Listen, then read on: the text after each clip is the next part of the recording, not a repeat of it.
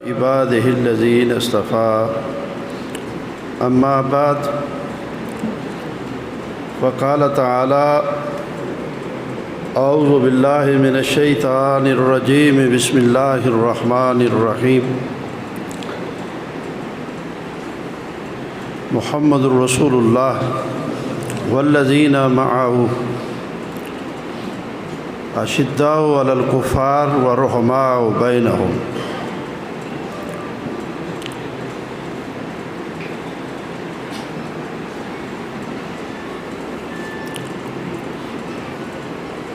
اللہ تعالیٰ نے اس آیت کریمہ میں محمد رسول اللہ صلی اللہ علیہ وسلم اور آپ کے صحابہ کا، آپ کے ساتھیوں کا ایک بڑا عظیم وصف بیان فرمایا ہے۔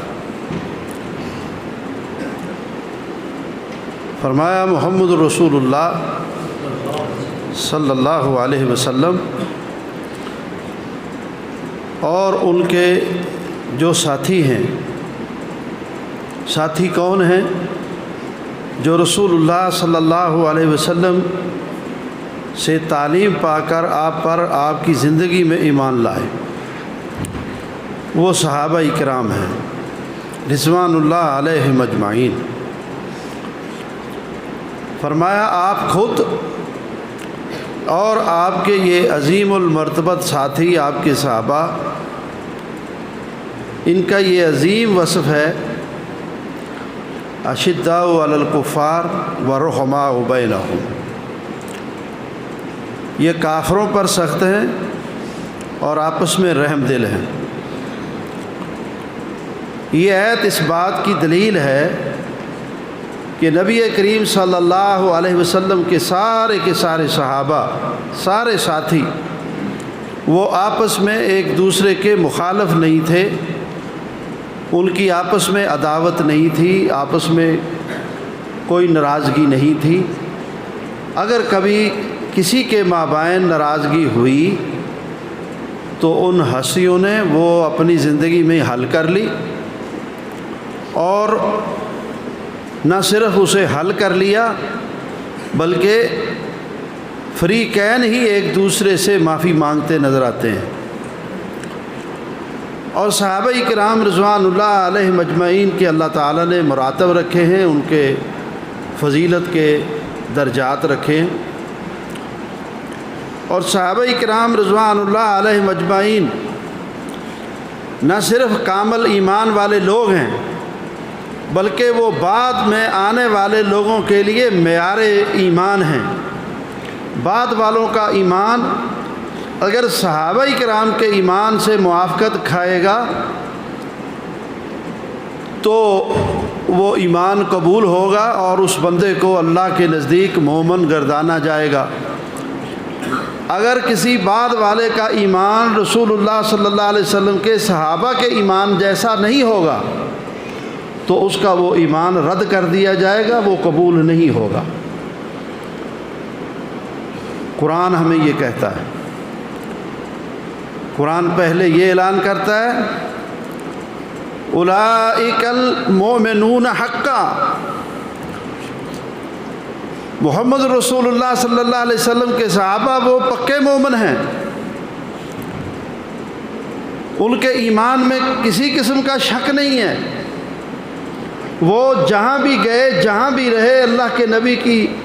وفات کے بعد زمین کے جس حصے پہ بھی گئے، وہ سارے کے سارے آخری سانس تک ایمان کے اوپر قائم دائم رہے، عسر میں، یسر میں، صحت میں، بیماری میں، سفر میں، حضر میں۔ ان کا ایمان تو کھجور کے درخت کی طرح تھا جس میں کسی قسم کی کمی نہیں آئی۔ مہاجر ہیں، انصار ہیں، عشرہ مبشرہ ہیں، عہد والے ہیں، بدر والے ہیں، خلفائے راشدین ہیں، امہات المومنین ہیں، وہ سب کے سب لوگ ایک سے ایک بڑھ کر فضیلت کے حامل ہیں۔ وقت اجازت نہیں دیتا کہ ایک ایک پہلو کی فضیلت جو ہے وہ واضح کی جائے۔ اور لوگوں کے لیے رسول اللہ صلی اللہ علیہ وسلم نے بعد میں آنے والے لوگوں کے لیے یہ نصیحت فرمائی ہاں، یاد رکھو جو میرے صحابہ سے محبت کرے گا نا، اگر اس کو مجھ سے محبت ہوگی تو وہ ان سے محبت کرے گا، اور جو میرے صحابہ سے بغض رکھے گا نا، اس کو مجھ سے بغض ہوگا تو وہ ان سے بغض کرے گا۔ اور ایک حدیث میں فرمایا میرے صحابہ کے بارے میں اللہ کا خوف بلوز خاطر رکھنا، اللہ صحابی۔ ایک حدیث میں فرمایا لا تسبوا اصحابی، میرے ساتھیوں کو برا بھلا نہ کہنا۔ امام ابن تیمیہ نے اس حوالے سے لکھا تم یہودیوں سے پوچھو تم اپنا مرتبہ اور مقام اپنے کس عمل میں سمجھتے ہو؟ وہ کہیں گے جو موسیٰ علیہ السلام کے ساتھی تھے نا ان کی زندگی میں، اگر ان سے محبت کریں گے تو ہمیں مرتبہ ملے گا، کیونکہ وہ موسیٰ علیہ السلام کو بڑے پیارے تھے۔ عیسائیوں سے پوچھو، وہ کہتے ہیں کہ جو عیسیٰ علیہ السلام کے حواری تھے ان سے اگر محبت کریں گے تو کچھ امید کی جا سکتی ہے کہ ہمیں عیسیٰ علیہ السلام کا قرب مل جائے۔ افسوس کہ یہ فتنہ بھی اس امت کے اندر پیدا ہونا تھا، اور پھر جس خطے میں جس علاقے میں جب چاہے سر اٹھا لیتا ہے، اور یہ فتنہ ایسا ناسور ہے جو امت کے اندر نہ امن ہونے دیتا ہے نہ اتفاق ہونے دیتا ہے۔ اور عبداللہ بن سبا یہودی کا یہ پیدا کیا ہوا فتنہ اس وقت سے لے کے آج تک مسلمانوں کو ایک نہیں ہونے دیتا، بلکہ عمل کے حوالے سے جیسے کہتے ہیں سانس نہیں لینے دیتا۔ لیکن افسوس مسلمانوں کی سادگی کا کہ یہ دیانتداری کے ساتھ قرآن کو ہی اگر صرف پڑھ لے تو صحابہ کرام کا مرتبہ اور مقام اتنا زیادہ اللہ تعالیٰ نے بیان کیا، اتنا زیادہ بیان کیا۔ جب یہ اختلافی حالات میرے سامنے نہیں تھے یا میرے علم میں نہیں تھے، اللہ کی قسم میں قرآن کے مطالعے کے وقت حیران ہوتا تھا کہ اتنا ہی کافی ہے کہ وہ رسول اللہ صلی اللہ علیہ وسلم کے صحابہ ہیں، ان کی فضیلت اور مراتب کے لیے اتنا قرآن اتارنے کی کیا ضرورت تھی، اتنی آیات اتارنے کی کیا ضرورت تھی؟ یہ آیت تو ان کی فضیلت کے لیے ایک ہی کافی ہے۔ لیکن اللہ جو کرتا ہے وہ بہتر کرتا ہے۔ اللہ تعالیٰ نے ان کی زندگیوں کا ایک ایک پہلو نکھارا۔ الحاصل میرے بھائیوں، خلفائے راشدین ہوں، امہات المومنین ہوں، رسول اللہ صلی اللہ علیہ وسلم کے خاندان سے جن کو یہ شرف حاصل ہو گیا کہ وہ دائرہ اسلام میں داخل ہو کر آپ کے صحابہ بن گئے، ان کا آپ کے خاندان کے ہونے کا بھی مقام اور مرتبہ ہے، اور صحابہ ہونے کا بھی مقام اور مرتبہ ہے۔ آپ صلی اللہ علیہ وسلم کی بیویاں امہات المومنین ازواج رسول ہونے کا بھی ان کا مرتبہ ہے، اور صحابیات میں شامل ہونے کا بھی ان کا مقام اور مرتبہ ہے۔ یاد رکھو محدثین کا یہ متفقہ فیصلہ ہے کہ صحابۃ کلہم عدول، صحابہ اکرام سارے کے سارے عادل ہیں، کوئی ایک بھی ایسا نہیں ہے جس کی زندگی کے اوپر اعتراض کیا جا سکے۔ سو جو اعتراض کرتا ہے وہ خود مجروح ہے، وہ خود ایمان سے فارغ ہے، اسے اپنے ایمان کی فکر کرنی چاہیے۔ وہ معیار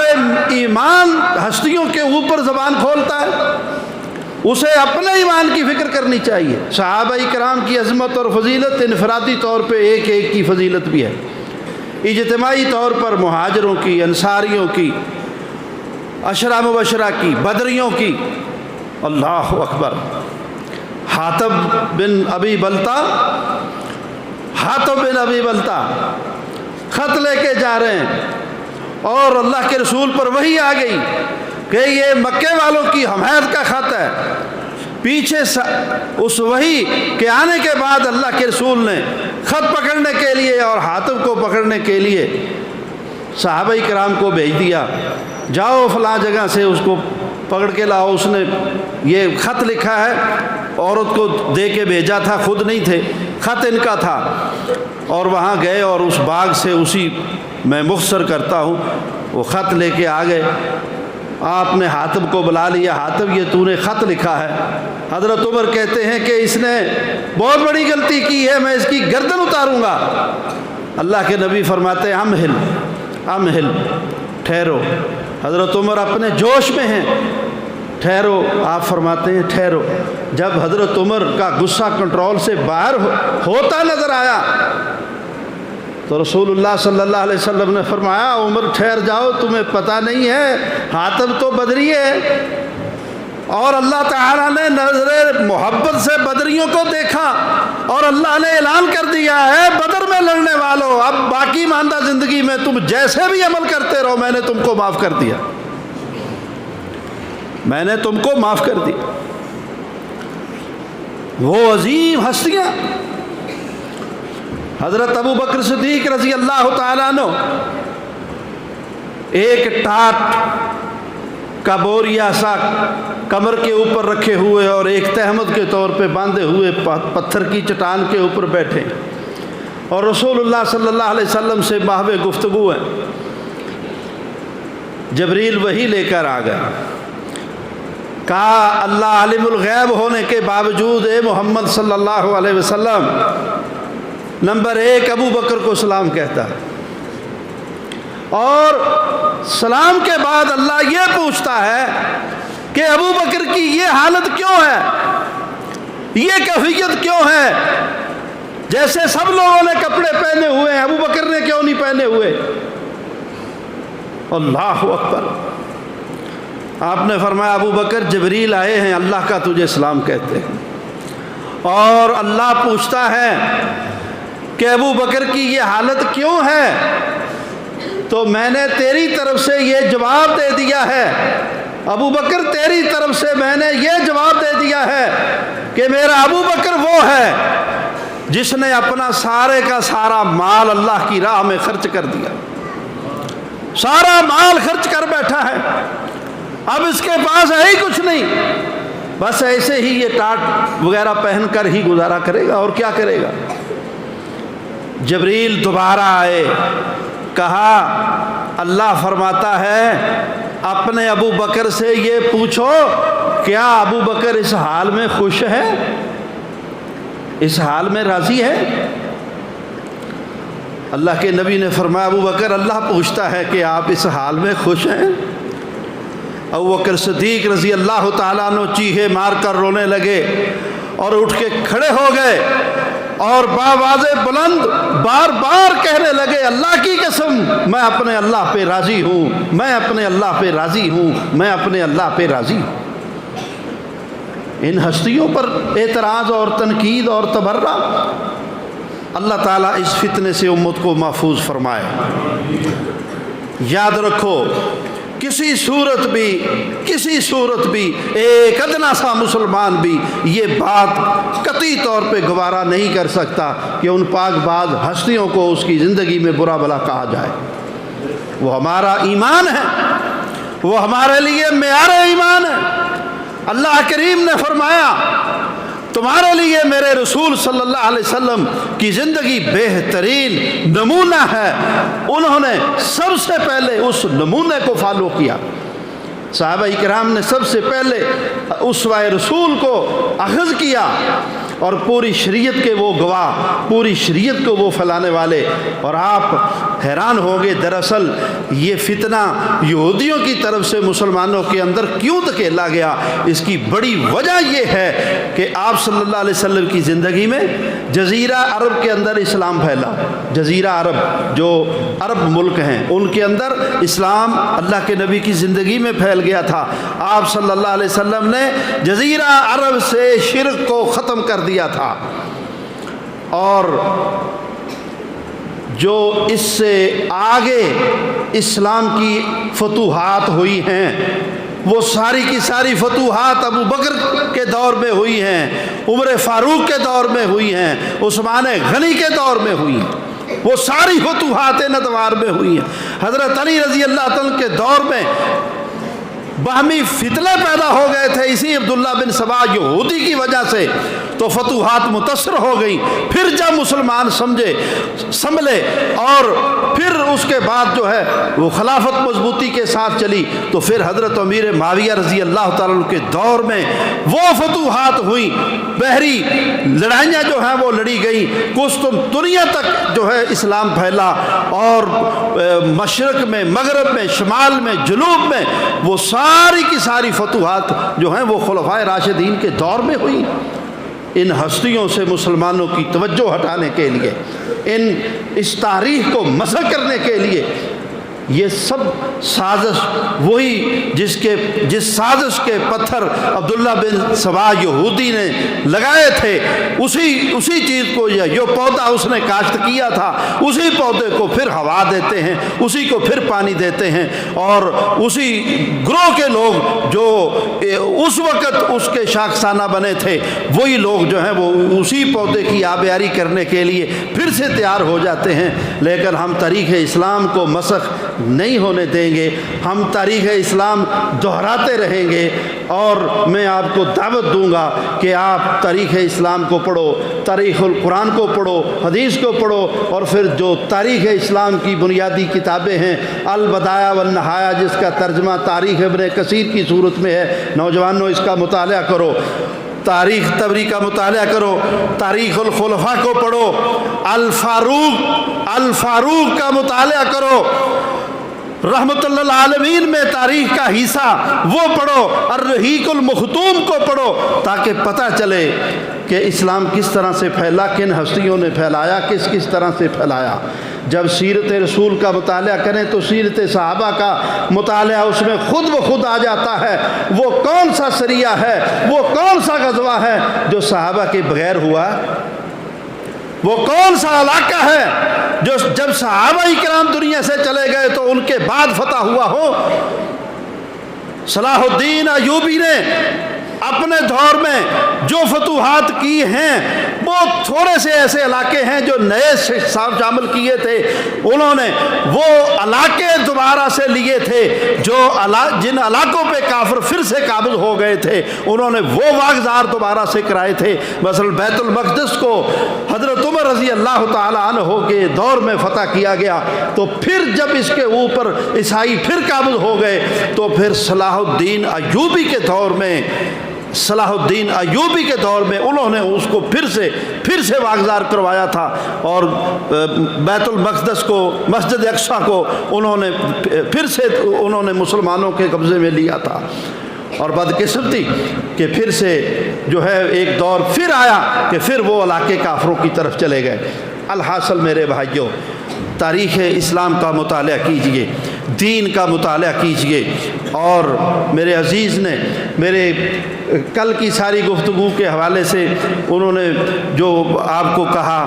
میں اس کا یہ ایک پہلا حصہ تھا جو میں نے اب تک آپ کے سامنے رکھا۔ دوسرا حصہ اس میں یہ تھا کہ جس خطے میں ہم رہتے ہیں،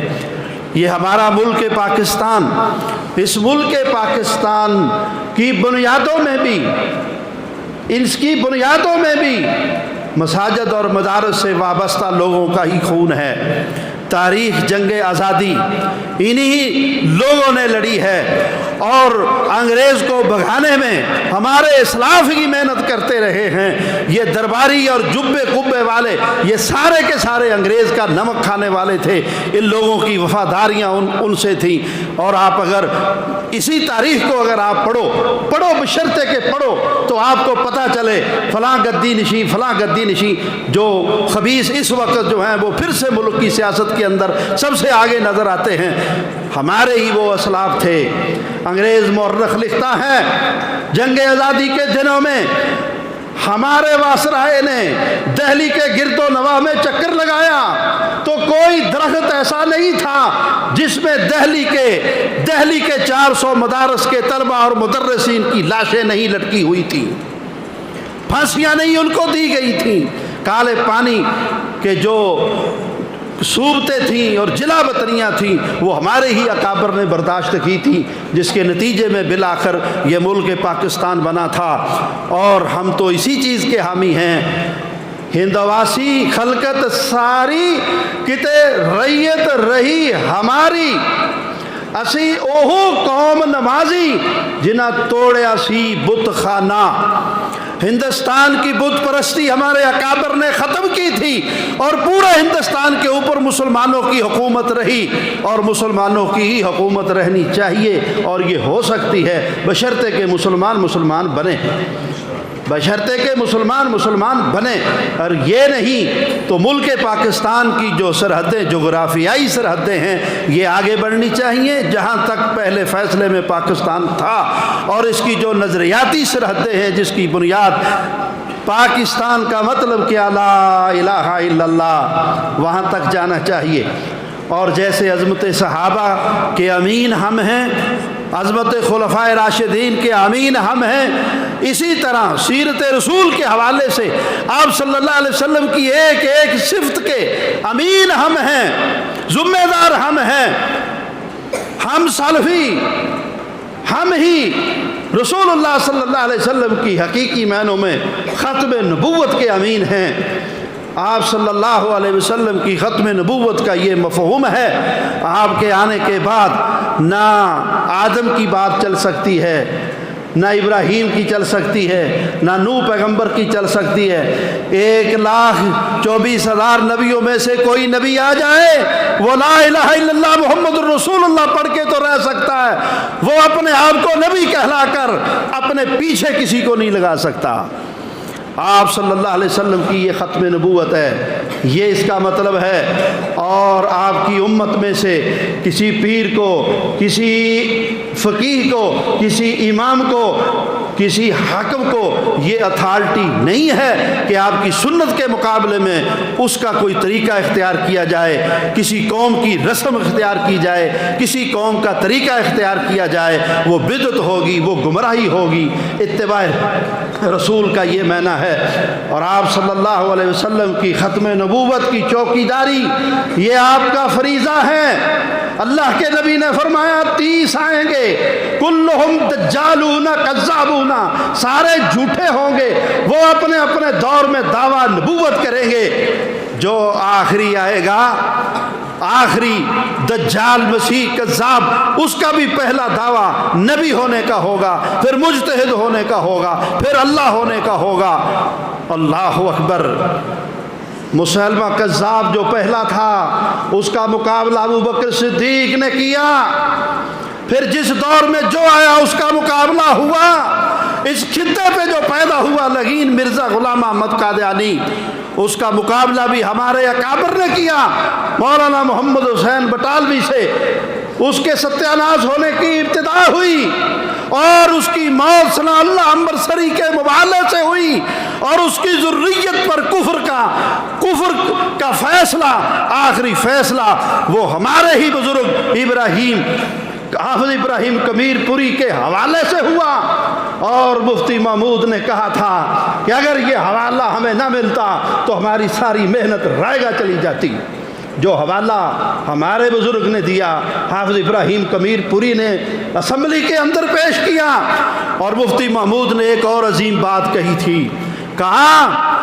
میں اپنے خیال میں یہ سمجھتا تھا کہ مولویوں کے سیاست سے کیا کام ہے، اور جب میں پہلے دن اسمبلی میں آ کے بیٹھا تھا تو میرے دائیں بائیں مخصوص نشستوں کے اوپر خواتین بیٹھی ہوئی تھیں، تو مجھے شرم آتی تھی کہ محمود تو مدرسے میں بیٹھ کے حدیث اور تفسیر کی کتابیں پڑھانے والا آدمی تھا، اور تیری قوم نے تیرے ساتھ کیا ظلم کیا کہ تجھے MNA بنا کر اسمبلی کے اندر بھیج دیا، کیا لینا تھا تو نے یہاں آ کر؟ میں سر جھکا کے پہلے اجلاس کے اندر بیٹھا رہا، پھر آہستہ آہستہ میری جھجک اتری، لیکن مجھے اس دن پتہ چلا جب یہ کیس اٹھ کے سامنے آیا اور اس کیس کے لیے میں اسمبلی میں بولا، تو پھر مجھے پتا چلا کہ میرے اللہ نے مجھے اسمبلی میں اس کام کے لیے بھیجا تھا کہ اسمبلی کی بحث میں وہی آدمی حصہ لے سکتا تھا جو MNA ہو، دوسرا آدمی بحث میں حصہ نہیں لے سکتا تھا۔ سارے ہمارے علماء تیاری کرواتے تھے، اور یہ پیر قمر الدین سیالوی یہ بھی اسمبلی کا اس وقت رکن تھا اور مفتی محمود رکن تھا، تو یہ لوگ وہاں پر پھر اسمبلی میں بحث میں حصہ لیتے تھے اور دلائل ہمارے بزرگ جو تھے، ہمارے بزرگ اور سرگودا کی لائبریری سے حافظ ابراہیم کمیر پوری دلائل لے کر اسلام آباد جا کر مولانا معین الدین لکھوی ہمارے بزرگ ان لوگوں کو تیاری کرواتے تھے، پھر ان کو دلائل تیار کر کے دیتے تھے، پھر جا کر اسمبلی کے اندر بالآخر پھر فیصلہ ہوا اور بھٹو کو اللہ تعالیٰ انشاءاللہ اسی عمل کے بدلے میں معاف کرے گا کہ اس نے ختم نبوت کی حفاظت کی ہے، اس نے ختم نبوت کی حفاظت کی اور اس کا حق ادا کیا۔ تو مفتی محمود کہتا ہے کہ میں سمجھتا تھا کہ علماء کو، میں مصیبت کا مارا آ گیا ہوں، علماء کو اسمبلی میں نہیں آنا چاہیے، لیکن اس واقعہ کے بعد میرا یہ موقف بن گیا کہ اسمبلی میں ہونا ہی علماء کو چاہیے، اسمبلی میں ہونا ہی علماء کو چاہیے۔ اور ہمارے لوگ بھی اسی بات کے اوپر پریشان رہتے ہیں، کہتے ہیں علماء کا سیاست سے کیا کام، علماء کا سیاست سے کیا کام۔ میں یہاں پر آپ کو بخاری اور مسلم کی حدیث سناؤں، رسول اللہ صلی اللہ علیہ وسلم نے فرمایا بنی اسرائیل جو تھے، کانت بنو اسرائیل تسوسہم الانبیاء، بنی اسرائیل کی سیاست ان کے نبی کرتے تھے، بنی اسرائیل کی سیاست، ڈر اتار دو یار، بنی اسرائیل کی سیاست ان کے نبی کرتے تھے۔ جب ایک نبی فوت ہو جاتا تو اللہ کلما ہلک نبی جاء نبی، ایک نبی فوت ہو جاتا اس کی جگہ دوسرا نبی اللہ مبعوث کر دیتا، اور ان کا سلسلہ جو تھا وہ عنان حکومت جو ان کی تھی، وہ ساری ذمہ داریاں نبی جو تھے وہ دینی ضرورتیں بھی پوری کرتے تھے اور سیاسی ضرورتیں بھی پوری کرتے تھے۔ داؤد علیہ السلام نبی تھے یا نہیں؟ بادشاہ تھے یا نہیں؟ سلیمان علیہ السلام نبی تھے یا نہیں؟ اور بادشاہ تھے یا نہیں؟ بہت تھوڑوں کا ذکر اللہ نے قرآن میں اس حساب سے کیا ہے، ورنہ سارے کے سارے نبی، وہ بادشاہ بھی تھے، وہ سارے کے سارے نبی اللہ کی وحی اور اللہ کا پیغام بھی پھیلاتے تھے۔ اور اللہ تعالی نے یہ ذمہ داری علماء کے اوپر ڈالی ہے کہ علماء لوگوں کی تمام تر ضرورتوں کو پورا کرے، اور یہ ایک سازش کے تحت قوم کا ذہن بنایا گیا ہے کہ علماء کو پیچھے کر دو اور بدماشوں کو آگے کر دو، پھر یہی ہوگا، لوٹیں گے خزانہ، کریں گے ظلم، ستیاناش کریں گے ہر چیز کا، شعار اسلام کا بیڑا غرق کریں گے، یہی ہوگا۔ پھر شریف آدمی کو کوئی ووٹ دینے کے لیے تیار نہیں، بدماش کھڑا ہو جائے تو سارے اس کے ساتھی ہیں، تو پھر یہی نتیجہ نکلے گا۔ الحاصل میرے بھائیوں، آخری جو آئے گا دجال، وہ بھی دعویٰ نبوت کرے گا، اس کا کلا کما کون کرے گا، اس کو کون تباہ کرے گا، یہ بات ہماری کتابوں میں تو ہے ہی ہے، یہ عیسائیوں اور یہودیوں کی کتابوں میں بھی یہ بات لکھی ہوئی ہے، اور اس کی روشنی میں وہ آج بھی اپنے لوگوں کو اگر کسی چیز سے ڈراتے ہیں تو وہ اسی چیز سے ڈراتے ہیں۔ اللہ تعالیٰ عیسیٰ علیہ السلام کو اتاریں گے، عیسیٰ علیہ السلام کے ساتھ مسلمان دجال سے جنگ کریں گے، دجال پھر ختم ہوگا، دجالی لوگ ختم ہوں گے، عیسیٰ علیہ السلام کے جو ساتھی ہوں گے، جو فوج ہوگی، اللہ کے نبی نے فرمایا درخت باتیں کریں گے، درخت بتائیں گے ان کو میرے پیچھے دجال کا ساتھی ہے، آگے بڑھ کر اس کو قتل کر دے۔ اللہ اکبر، وہ کون ہوں گے؟ اپنی گائیڈ بکوں کے اندر یہودیوں نے لکھا ہوا اپنی قوم کو وہ بتا رہے ہیں، کہتے ہیں درخت جن لوگوں سے باتیں کریں گے، درخت سلفیوں سے باتیں کریں گے، درخت سلفیوں سے باتیں کریں گے، اہل حدیثوں سے باتیں کریں گے۔ اور اس کی روشنی میں یہودی کہتے ہیں کونوا تبلیغیین، تم تبلیغی بن جاؤ، ہمیں کوئی ڈر نہیں، تم عام مسلمان بن جاؤ، ساری دنیا بن جاؤ، کسی بھی فقہ کے حامل بن جاؤ، سارے بن جاؤ، ہمیں کوئی پرواہ نہیں، سلفی نہ بننا۔ کیا نہ بننا؟ سلفی نہ بننا۔ سلفیوں کے دشمن ہیں یہودی، کہتا ہے سلفی نہ بننا، اس لیے کہ سلفی آخر پہ ہماری موت ہے، سلفی آخر پہ ہماری موت ہیں، اللہ کی مدد سلفیوں کے ساتھ ہوگی۔ تو میرے بھائیوں، لا تزال طائفۃ، ایک جماعت حق کے اوپر رہے گی، وہ دور ابو بکر سے، دور رسول سے لے کے آخر عیسیٰ علیہ السلام کے دور تک۔ اور وہ نسائی شریف کی حدیث جس میں ہے کہ دجال کے ساتھ عیسیٰ علیہ السلام کے متحدی میں جو لوگ لڑیں گے، اللہ تعالیٰ نے ان لوگوں کو معاف کر دیا ہے، وہ سلفی ہوں۔ کون ہوں گے؟ سلفی ہوں گے۔ اس لیے تم امین ہو ان ذمہ داریوں کے۔ اللہ رب العزت ہمیں اس کی توفیق عطا فرمائے۔ تو اب ہم اس دور میں ہیں، جب ہم اس دور میں ہیں تو اس دور کے فتنوں کی جو ہے وہ کلی کھولنا اور جرأت کے ساتھ اس کے لیے آگے بڑھنا اور اپنی بساط کے مطابق باطل نظریات کا رد کرنا، یہ ہمارا فرض ہے، یہ ہمارے ذمے ہے۔ اگر ہم واقعتاً سلفی ہیں تو اس مقصد کے لیے اپنی جان حاضر رکھیں، اپنا مال حاضر رکھیں، اپنی اولاد حاضر رکھیں، اپنے دل دماغ کو صاف ستھرا رکھیں، اپنے ذہن کو صاف ستھرا رکھیں۔ اللہ تعالی ہم سب کو عقیدے میں اور عمل میں پختگی عطا فرمائے۔ اللہ ہم سب کو عمل کی توفیق عطا فرمائے۔ میں نے تو کچھ اور آیات سوچی ہوئی تھی جس کا تعلق فکر آخرت سے تھا، تو میرے عزیز نے جو حکم دیا میں نے وہ کوشش کی ہے، وہی سب کچھ بیان کرنے کی۔ اللہ رب العزت ہم سب کو عمل کی توفیق عطا فرمائے۔